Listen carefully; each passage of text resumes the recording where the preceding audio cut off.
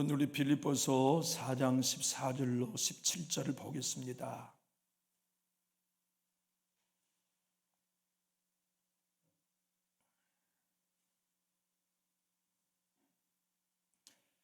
신약성경 322면 빌립보서 4장 14절로 17절입니다. 제가 14절을 받들겠습니다. 그러나 너희가 내 괴로움에 함께 참여하였으니 잘하였도다.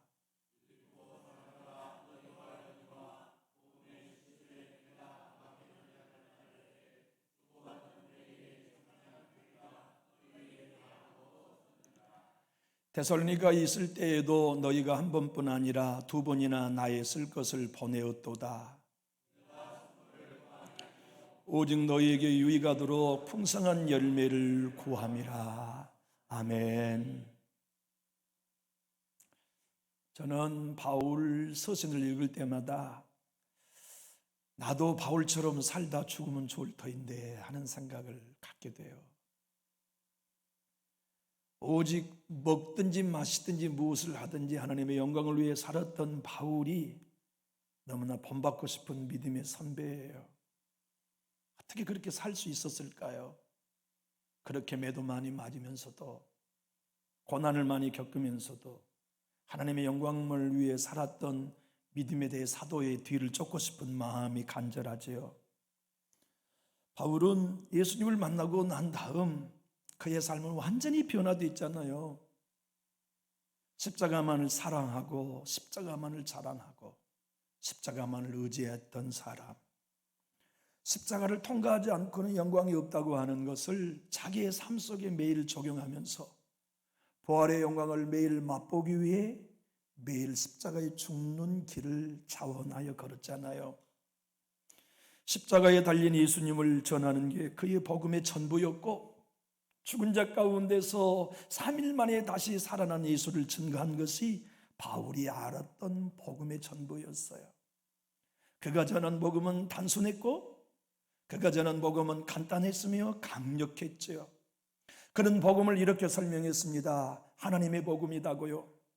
왜냐하면 그 복음은 하나님이 계획하셨고 하나님이 아들을 보내셨으며 하나님이 죽은 아들을 살려내시고 당신의 아들을 하늘에 올리신 모든 복음의 일체 행위자가 하나님이셨기 때문에 바울은 자기의 삶을 변화시킨 복음을 하나님의 복음이다, 동시에 아들 예수께서 자기의 온전한 삶을 내어드렸기에 아들의 복음이다, 그 복음은 누추한 복음이 아니라 영광된 복음이다, 영원한 복음이다, 하나님의 은혜의 복음이다, 나는 그 복음을 위해 내 생명을 조금도 귀한 것으로 여기지 아니하고 기꺼이 내어주고 싶다. 사도행전 20장 24절은 이런 바울의 직접적인 고백이죠. 우리도 같은 마음으로 한번 고백해 봅시다. 내가 달려갈 길과 주 예수께 받은 사명, 곧 하나님의 은혜의 복음을 증언하는 일을 마치려 하면은 나의 생명조차 조금도 귀한 것으로 여기지 아니하노라. 그 소원대로 지금 사형소가 됐어요. 내일 단두대의 형장의 이슬로 사라질지, 모레 사라질지 모르는 사형소가 그 소원대로 지금 되었어요. 그는 바랬어요. 난 하루빨리 죽고 싶다. 이 세상의 삶이 힘들어서가 아니라 저 영원한 영광의 나라가 내 눈에 확실히 보이니 난 어서 죽고 싶다. 그런데 하나님이 나를 살려주신다면 그것도 감사하다. 왜냐하면 내가 살아있는 동안 복음을 증거할 기회를 더 얻은 것이기 때문에 나는 죽어도 좋지만 하나님이 몇 년이라도 몇 달이라도 며칠이라도 내 생명을 연장해 주신다 하여도 난 기쁠 거다. 그러면서 오늘 빌립보 성도들에게 하나 되라, 예수님 안에서 예수의 마음을 가져라, 유대야 순두개야 너희 한 마음 가지고 서로 주님의 길을 걸어가라. 그런데 이 에바브로디도라고 하는 하나님의 목회자가, 빌립보 교회 지도자가 세 번째, 오늘 본문을 보면 세 번째인데 아마 더 여러 번이었을지도 몰라요. 세 번째 헌금을 가지고 온 거예요. 지난주에 말씀을 본 것처럼 사도 바울은 나 여러분이 헌금 안 해줘도 나는 자족한 일체의 비결을 배웠어요. 나 여러분이 후원해 주지 않아도 나는 배고프면 배고픈 대로, 가난하면 가난한 대로 살아간 일체의 비결을 나는 터득했어요. 근데 여러분이 세 번째 헌금을 보내주니 참 고마워요. 그래서 나는 여러분에게 고맙다는 감사 인사와 함께 여러분에게 축복의 기도를 해주고 싶어요. 그 내용이 오늘 본문의 내용이에요. 한번 우리 14절로부터 17절 읽어볼까요? 그러나 너희가 내 괴로움에 함께 참하였으니 잘하였도다. 빌립보 사람들아, 너희도 알거니와 복음의 시초에 내가 마게도냐를 떠날 때에 주고받은 내 일에 참여한 교회가 너희 외에 아무도 없었느니라. 데살로니가 있을 때에도 너희가 한 번뿐 아니라 두 번이나 나의 쓸 것을 보내었도다. 내가 선물을 구함이 아니요 오직 너희에게 유익하도록 풍성한 열매를 구함이라. 데살로니가 있을 때 빌립보 교회 성도들이 두 번 헌금해 준 거죠. 이 빌립보서를 기록한 로마의 감옥에 있을 때 또 한 번 도와줬어요. 최소한 세 번이지만 아마 더 여러 번이었겠죠. 왜냐하면 데살로니 교회에 있을 때와 로마 감옥에 있을 때 시간 차이는 많으니까요. 그런데 여기 괴로움이라는 단어가요, 참 서글픈 단어입니다. 목회자인 사도 바울, 선교사인 사도 바울의 사역의 길은 괴로움이었어요. 그 괴로움이라는 헬라의 원어는 뭐냐면요, 맷돌로 위아래 짓누른다는 뜻입니다. 기름을 짜든 말이죠, 아래서 밀고 위에서 압착해가지고 기름을 짜는 듯한 고통이란 뜻이에요. 사실 사도 바울뿐만 아니라 우리가 예수님 따르려고 하면 다 그러잖아요. 성도 여러분들도 오늘 하루의 삶을 살면서 예수 방법으로 살려고 하면, 주님 기뻐하는 방식으로 살려고 하면, 하나님이 원하는 마음 따라 살려고 하면, 주님이 기뻐하는 심령으로 살려고 하면 우리 맷돌로 아니면 유착기에 넣어가지고 밑에서 밀고 위에서 압착하는 괴로움 속에 좁은 길을 걸어가잖아요. 바울은 그 괴로운 길이 뭐냐면 복음 증거하는 일이다. 내 선교의 사역이다. 근데 여러분이 그 내 괴로움에 참여해서 난 너무 기쁘다, 여러분 정말 잘했어요 라는 축하와 격려를 보내고 있지요. 이 참여했다는 헬라의 원어의 의미도 교제했다는 뜻이에요. 여러분, 우리 예수님은 이런 원리를 가르쳐 주셨죠. 천국의 원리예요. 뭐냐면 선지자의 이름으로 냉수 한 그릇을 소자 어린아이에게 대접하면 선지자가 평생 헌신한 상을 냉수 한 그릇을 대접한 자도 똑같이 분배받는다는 거예요. 참 이것이 이 땅에 예수 믿고 살아가는 우리들에게 얼마나 횡재가 된 가르침인지 몰라요. 제자의 이름으로 소자 어린 하나에게 냉수 한 그릇을 대접해도 제자로서 일생 동안 살아가는 복음의 수고, 교회를 위한 눈물, 십자가 짊어지는 희생에 대한 상급을 동일하게 나누어 받는다. 사도 바울은 지금 그 얘기하는 거예요.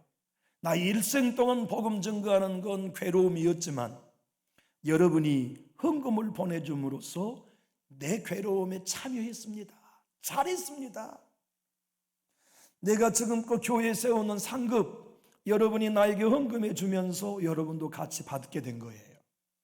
내가 지금껏 많은 사람을 구원해낸 상급, 여러분이 나를 위해 괴로운 헌금에 참여해 줌으로 여러분도 함께 동참하게 된 거예요. 제가 지금껏 강의 위험을 통과하고 바다의 위험을 통과하고 동정의 위험과 배고픔의 위험과 매맞는 것과 태창에 찔리는 것과 수많은 고통당하는 것, 나는 괴로움이었어요. 근데 여러분은 내가 선교하는 현장에 오지 않았죠. 내가 배고플 때 여러분도 배고픈 건 아니었지만 여러분이 나에게 헌금을 보내줌으로써 여러분은 지금 평생 내가 한 주의 일의 상급에 여러분도 참여했습니다. 그러니 잘했습니다 라는 축하의 얘기죠. 주님은 오늘 여러분들과 저에게 이렇게 얘기합니다. 참 바울 사도 정도면 도와준 사람 정말 많았을 거라 우리가 상상하기 쉽잖아요. 그런데 오늘 본문을 보면 바울의 사역을 도운 자가 많지 않았어요. 그 위대한 사도 바울을 도운 교회가 복음의 시초부터 당신 교회밖에는 없었다잖아요. 한번 생각해 보세요. 데살로니가 교회도 있고요, 베레아 교회도 있고 수많은 교회들이 있었건만 사도 바울이 복음의 시초 유럽에 건너가서 복음을 증거한 그때로부터 지금껏 내 사역을 돕는 교회는 여러분 빌립보 교회밖에는 없었다. 참 어쩌면 서글픈 얘기가 아닌가요? 우리가 주님의 일을 할 때, 우리가 교회를 정말 아버지의 몸으로 믿고 섬길 때 많은 사람이 도와주면 좋지 않겠어요? 그런데 오늘 본문을 통해 받는 위로는 그렇게 많지 않다.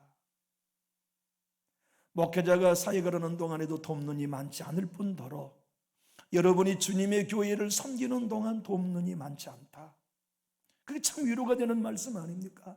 앞으로 많을 거다가 아니라 죽도록 주의 일에 충성하여도 돕는 이는 많지 않다. 빌립보 교회에는 아무도 없었다고 얘기하잖아요. 바울은 오늘 15절에 이렇게 표현하고 있죠. 15절에 빌립보 사람들아, 왜 빌립보 성도들이라고 하지 않았을까요? 이유는 모르겠어요. 빌립보 교회 성도들아 이랬으면 더 좋을 터인데, 빌립보 사람들아 너희도 알거니와 복음의 시초에 내가 마게도냐를 떠날 때에 주고받은 이 주고받다는 헬라의 원어의 의미는 수입부와 지출부를 함께 썼다는 뜻입니다. 회계장부 안에 너희가 내게 보내준 헌금을 내가 회계장부에다 내가 수입부에 썼다. 그리고 내가 지출부에 당신들을 위해 지출했음을 내가 썼다. 내가 당신들을 위해 지출한 건 축복기도 해준 거다. 그 얘기예요. 여러분, 우리가 예수님의 이름으로 사랑을 받는 일은 아무리 작은 것이라도 고마운 일이에요. 그리고 우리가 사랑받고 나면 해야 할 일이 지출이에요. 그 지출이 무엇이냐면 주님의 이름으로 축복하는 거예요. 우리가 어느 누군가에게 냉수 한 그릇을 대접받아도 그 가정을 위해 하나님 축복해 옵니다. 아무개 장로님의 가정을 축복해 주십시오. 아무개 권사님의 후손들을 복 주십시오. 아무개 기업을 축복해 주십시오 하는 이 복이 우리가 받은 수입의 지출부라는 것을 바울은 설명했어요. 그러면서 놀라운 이야기를 17절에서 하고 있죠. 한번 따라해 볼까요? 여러분의 헌신이 천국에서 배당이 큽니다. 우리가 예수님의 이름으로 섬긴 게 배당이 있대요. 배당이. 여러분, 우리나라 도시 전체가 카지노가 된 도시가 어디예요? 어디예요? 강원도 정선이잖아요. 정선은요 고급 승용차가 질비하대요. 왜냐하면 노름에다 다 잡혀먹은 거예요. 그래가지고 정선은 지금도 여관에 방이 없대요. 제가 어제 유튜브를 하나 봤거든요. KBS에서 방영한 것인가 봤는데, 세상에 서울에서 대기업을 하는 회장이 한 번 출장 와가지고 카지노에 가서 땡겼어요. 그리고 도박에 발목 들어가가지고서 전 재산을 다 날리고 지금 거기 거론이 됐대요. 근데 그렇게 평생 모은 돈을 날리는 사람이 지금도 쪽방에 자식도 안 온대.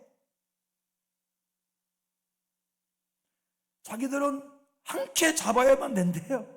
기어이 여기서 한 캐, 이 카지노에서 한 캐 잡아야 되는데 자기들이 일이 뭐냐? 반나절은 카지노 오는 거고 반나절은 로또 복권 사는 거라네요. 우리는 한 캐 잡아야 된다는 거예요. 언젠가는 한 캐 잡은다. 그 꿈이 있어서 이 정서를 못 떠난다는 거예요. 여러분, 경마가 됐든 뭐가 됐든 한 번 잘 땡기면 배당금 많이 나온다는 거 믿고 일생 거기다 투자하는 거 아닙니까? 근데 그게 안 나와요, 배당금이. 그러니까 다 쪽박 짜는 거 아닙니까? 사도 바울은 이렇게 얘기한 겁니다. 여러분, 나를 위해, 복음을 위해 헌금한 거, 눈물 흘린 거 다 천국의 배당으로 떨어집니다. 우리 하나님은 여러분이 교회를 위해 눈물 흘린 거 다 배당으로 주십니다. 11조 드린 것 다 배당으로, 부엌에서 음식 준비한 것 다 배당으로 하나님이 다 갚아주십니다. 그 배당이라는 뜻이 오늘 본문 17절에 풍성한 열매는 헬라의 원어의 의미예요. 우리 17절을 한번 읽어보실까요? 바울은 이렇게 본문에서 말씀하고 있어요. 내가 선물을 구함이 아니요 오직 너에게 유익하도록 풍성한 열매를 구함이라. 이 풍성한 열매가 엄청난 배당금을 하나님이 천국에서 여러분에게 주실 걸 나는 축복합니다 하는 내용이에요. 우리말 성경으로 한번 화면을 보고 읽어볼까요? 내가 선물을 구하는 것이 아닙니다. 오직 여러분의 봉사에 열매가 풍성하기를 바랍니다. 여러분, 우리 한국 사람 중에요, 지금 전 세계에 가장 위대한 신약학 교수가 있습니다. 김세훈 박사예요. 서울대 나와가지고 미국에 가서 공부해서 지금 싱가포르 신학교에서 신약학을 가르치고 계시는데요, 그분은 오늘 본문 17절을 이렇게 헬라의 원어의 의미를 살려 번역했어요. 화면을 보고 한번 읽어봅시다. 나는 선물을 구하는 것이 아니고 다만 여러분들의 통장에 부풀려 들어갈 열매를 구하는 것입니다. 이 통장은 어디서 인출받는 배당금이냐면 천국에서. 여러분, 우리 이름으로요 천국에 통장이 있어요. 우리가 이 땅에서 주님의 이름으로 섬긴 것 어느 것 하나도 땅에 떨어지지 않아요. 하늘나라 여러분의 이름과 제 이름으로 예치되고 있어요. 그리고 내 주님이 최후의 심판의 때에 반드시 배당금을 주시는데 높은 이유를 붙여서 영원한 하나님의 상급으로 갚아주신다는 거 나는 믿어요. 예수 믿는 사람들은 그거 믿고 사는 사람들이죠. 그건 믿으니까 기회만 되면 섬기고 싶은 것 아닌가요? 그걸 믿기 때문에 성령의 감동하심을 따라 주님이 누군가를 도우라면 순종하여 돕고 사는 것이죠. 도울 수 없어 안타까울 뿐 아닙니까? 존 메가드 목사님은 오늘 본문 17절을 이렇게 번역했어요. 화면을 보고 한번 읽어봅시다. 너희는 궁핍한 가운데서 내게 베풀어 주었다. 하나님께서 이 빚을 갚으실 것을 너희가 확신하기를 원한다. 그분은 너희의 필요한 모든 것을 채우실 것이다. 이 세상의 모든 일도요, 심으면 거둬요. 그것은 하나님의 법칙이에요.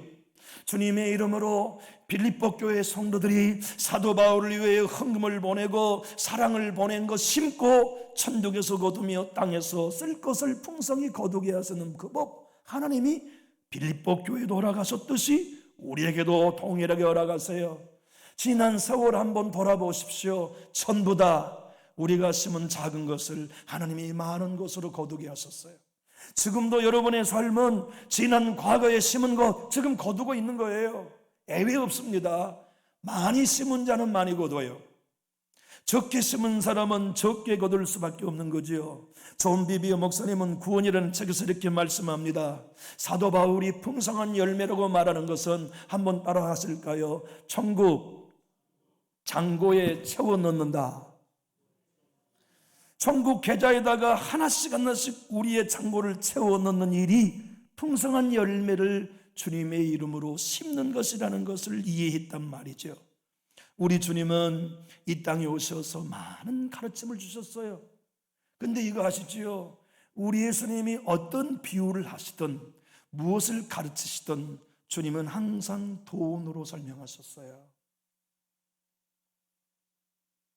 여러분과 저의 신앙이 복음으로 깊어지고 성경적인 진리에 깊어지면 우리에게 오는 변화 중에 하나는 돈에 대한 성경적 관점이 분명해지는 것이에요.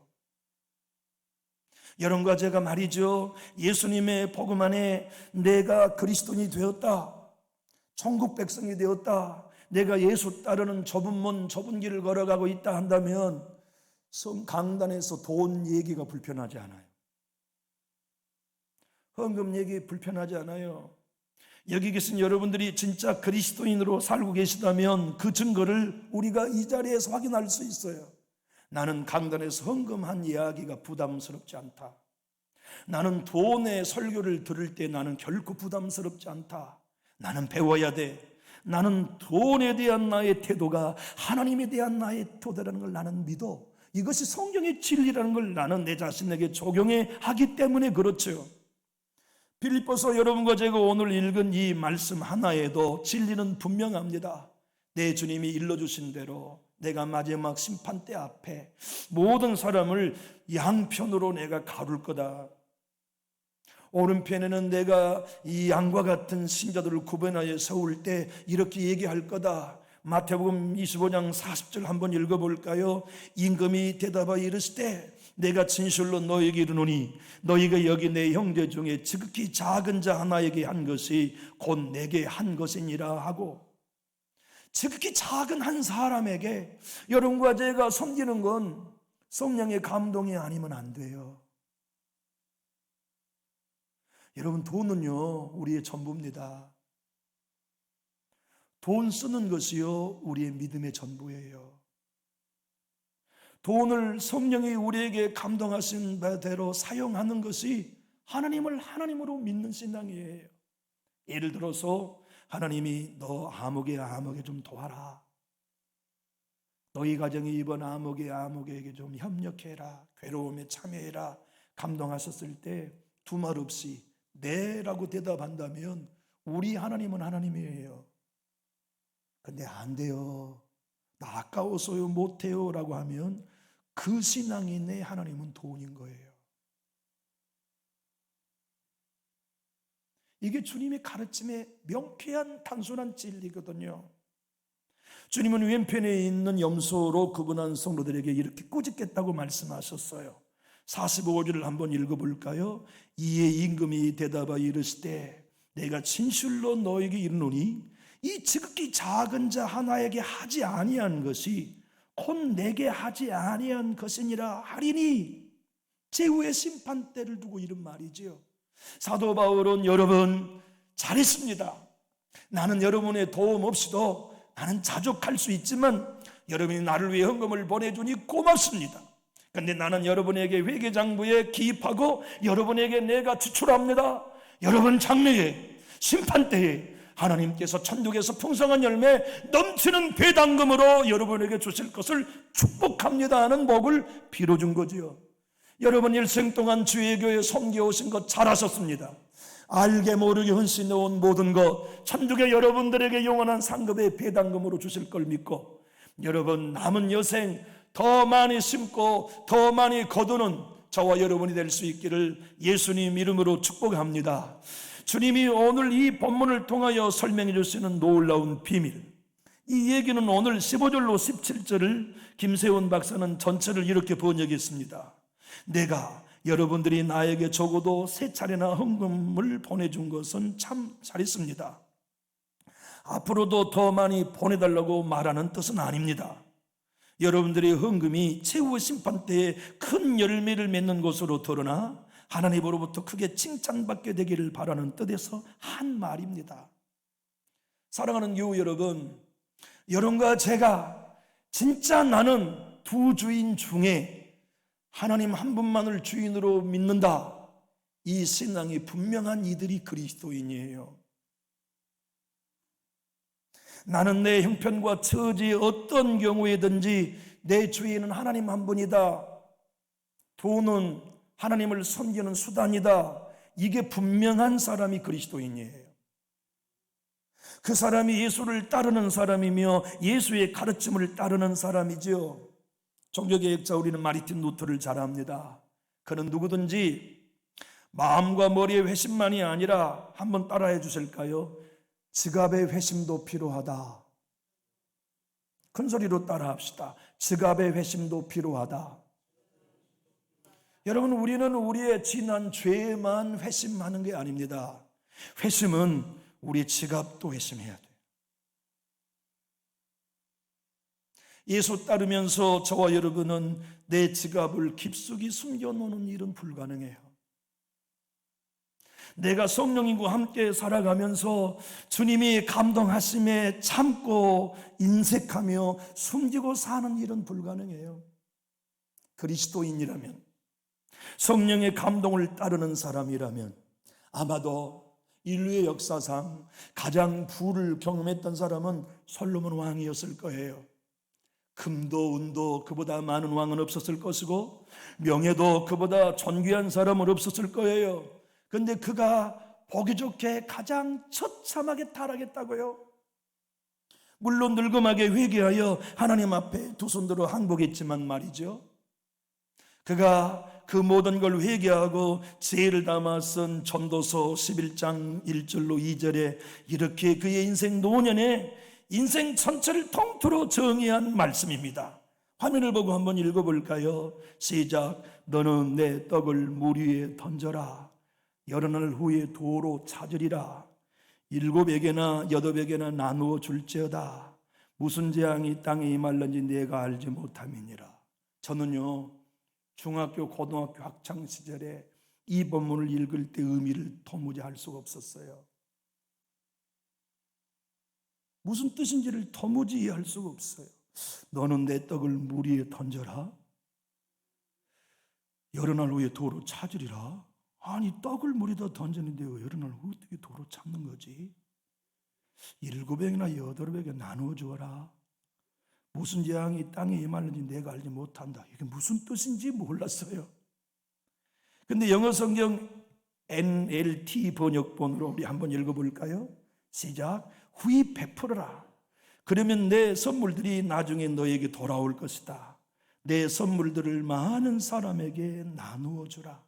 언제 돌아온다는 얘기입니까? 생전에도 돌아오지만 최후의 심판 때, 하나님의 영원한 의로운 심판 때에 우리에게 돌아와요. 내가 예수님의 이름으로 섬긴 것들이 다 돌아와요. 이 땅에 어느 누구도 죽을 때 한 푼도 못 가지고 가지만 생전에 있는 것 다 가져갈 수 있는 유일한 사람이 그리스도인입니다. 나보다 먼저 내 물질을 천국에 보낼 수 있는 사람들, 그들이 우리죠. 전도서 11장 1절과 2절을 쉬운 성경 번역본으로 읽어볼까요? 씨앗을 물 위에 던져라. 수일 후면 수백 배로 거두게 될 것이다. 재산을 7군데 아니 8군데로 투자하여라. 이 세상에 어떤 불일이 닥칠지 모르지 않는가. 이게 쉬운 성경의 번역본입니다만은 여러분들과 저에게 물질을 주신 것은 투자하라고 주신 거예요. 어디에 투자하는 겁니까? 영원한 하나님의 나라에다가. 우리 인생 짧아요. 그리고 내가 이 땅에 있는 동안만 내 소유를 하나님 나라 창고에 들여놓을 수 있어요. 바울은 그 얘기하는 겁니다. 여러분이 내게 헌금한 것 내게만 헌금한 거 아닙니다. 여러분은 하늘나라 여러분의 예금 통장에다가 적금한 겁니다. 우리 주님의 영원한 심판의 때에 하나님의 배당금이 여러분에게 올 것입니다.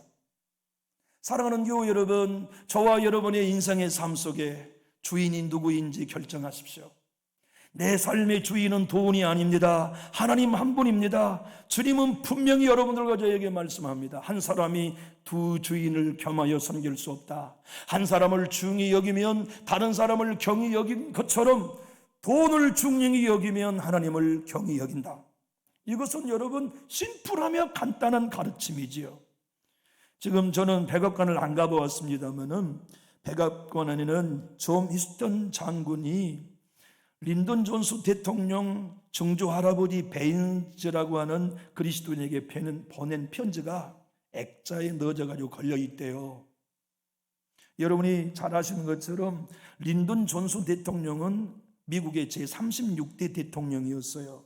1973년에 소천하셨는데, 샘 휴트선은 여러분이 잘 아는 것처럼 미국의 유명한 장군이었잖아요. 괴팍한 사람, 인색한 사람, 야비한 사람, 호전적인 사람. 그래서 사람들이 누구나 그와 친구하기를 원치 않았던 사람이었대요.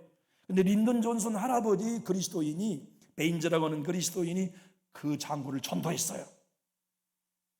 사람들이 의아했대요. 세상에 그 수존노가 예수를 믿는다고? 그 성격 괴팍한 사람이 예수를 믿는다네. 그가 세례받는 날이 소문이 퍼졌어요. 그래서 많은 사람들이 세상에 그 구두쇠 그 괴팍한 샘 휴스턴 장군이 그리스도인이 되려고 세례받는다는 소문이 퍼져가지고 이 샘 휴스턴 장군 세례받는 그날 교회에 사람들이 몰려왔대요. 구경하려고. 그 괴팍하고 인상한 사람이 그리스도인이 된다네. 아니, 그런데 놀라운 일은 이 양반이 세례를 받자마자 자리에서 일어나 머리에 물을 송수를 돌고 성도들에게 이렇게 얘기했대요. 오늘부터 우리 목사님의 생활비 절반은 내가 평생 섬기겠습니다. 그러니까 막 성도들이 다 놀란 거예요. 그런데 그분이 그 자리에 일어서서 자기 자신이 그토록 세례받은 걸 기뻐하고 있는데 어떤 사람이 의아해가지고 샘 휴스턴 장군에게 물어봤어요. 아니 여보, 당신 무엇 때문에 오늘 그런 발언을 하는 거요? 그러니까 샘 휴스턴 장군이 이렇게 얘기했습니다. 오늘 나도 세례 받았지만 따라해 주실까요? 내 지갑도 세례 받았습니다. 이것이 그리스도인의 삶이죠. 우리만 세례 받은 거 아닙니다. 우리 통장도 세례 받았고 동산도 부동산도 다 세례 받았어요. 우리 호주머니도 세례 받았고 여러분의 가스레인지도 세례 받았고 밥통도 세례 받았고 심지어는 우리의 국자도 세례 받은 거지요. 존 맥어도 목사님은 오늘 본문을 당신 교회 미국의 그레이스 커뮤니티 처치에서 이렇게 설교했습니다. 이 구절을 당신의 남은 삶의 영적 생명줄로 여기십시오. 또한 적은 것에 만족하지 말고 하늘의 영적 축복에 보물을 쌓는 삶을 사십시오. 당신의 모든 필요를 채우신 하나님의 능력을 굳게 믿으십시오. 우리 주님이 이 모든 원리들을 우리 마음 중심에 간직하도록 지금도 격려하고 계십니다. 사랑하는 교우 여러분, 우리의 남은 여생 정말 예수님의 가르침대로 살아봅시다. 돈을 위해 하나님을 이용하지 않고 하나님을 위해 돈을 이용할 줄 아는 그리스도인들, 내 삶의 진정, 내 주인은 하나님 한 분이시고 내 지갑까지도 세례받았으니 하늘나라의 배당금을 신뢰하면서 심고 그 나라에서 거둘 것을 결정하는 제자들, 우리 모두가 그 길을 걷다가 저도 천국 가면 많은 배당금 받고 여러분도 천국 가시면 영원히 뺏기지 않는 상급으로 엄청난 배당금을 받는 주인공이 다 되시기를 우리 주님의 이름으로 축복합니다. 기도하겠습니다.